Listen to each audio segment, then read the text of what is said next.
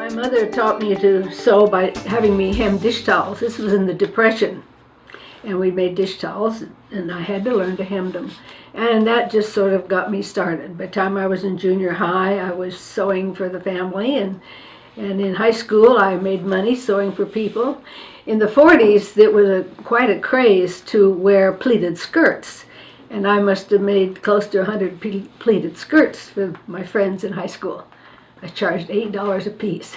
By the time I was married and having 6 children, I was well prepared to sew for them. And when you sew for 4 boys and 2 girls, you make lots of things like hunting jackets and gaiters for skiing and formal gowns and just everything. And that was a very good background and basis for teaching sewing to other people, because there were very few questions that I was ever not able to answer or solve about how do you do this or that, you know.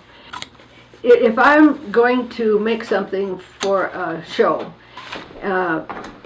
first of all, an idea comes to me, and I never know from where it comes, but it's there. And if there isn't one, I just spend a lot of time thinking and looking. I look at pictures, I look at clothing, I look at nature.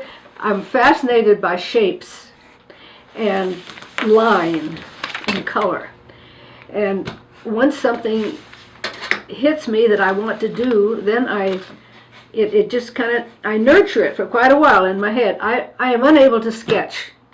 I've never been able to draw. Of course, I haven't spent much time at it, but I have great mental abilities in terms of seeing things in my head. And I can do drafting in my head, and I can do sewing inside out, and I figure out how to do all these weird things just thinking about them. And once I decide what I'm going to do, then I begin to look for fabric that will handle the way I want it to, that says what I want it to say. And I like I insist on doing something that's unique with everything I make. You have to if you're going to have it in a show to begin with. But that's part of the fun of it. And that makes what I do stand out a little from other kinds of clothing. I get a lot of inspiration from Adrian and from Erte. These are teens and 20s and 30s. And I have lots and lots of books about the designing that was done in Hollywood during the 20s and 30s and 40s and even the 50s. And it's amazing what they did. They're, I think, far, far more innovative, beautiful, graceful, all of this than things are now. And they give me lots and lots of really neat ideas. I get ideas from just all kinds of things. And from poetry, I'm working on one now that is has to do with poetry and color poetry. And when you follow something that interests you like that, all kinds of things can develop. I never take a pattern, just sew it up. I mean, that not only is it wouldn't fit, it wouldn't look right, it would be boring, you know. Everything I do, I drape on a dress form. Because when you drape, you can tell how the fabric is going to fall, how it's going to handle, how it's going to fold. And maybe what you're using isn't going to work, and you can tell that very quickly when you put it on the dress form and try to work with it. When my students took my courses, they had to take the elements, the basics of art. They had to learn about balance and about texture and color and shape and line and form and all of those things. Because whether you're painting a picture or doing any other kind of art, it needs to be artistic. It needs to be comfortable to look at. And I address all of those things as I drape. Line, movement, rhythm is just so important to me. Color probably is my most important thing in life.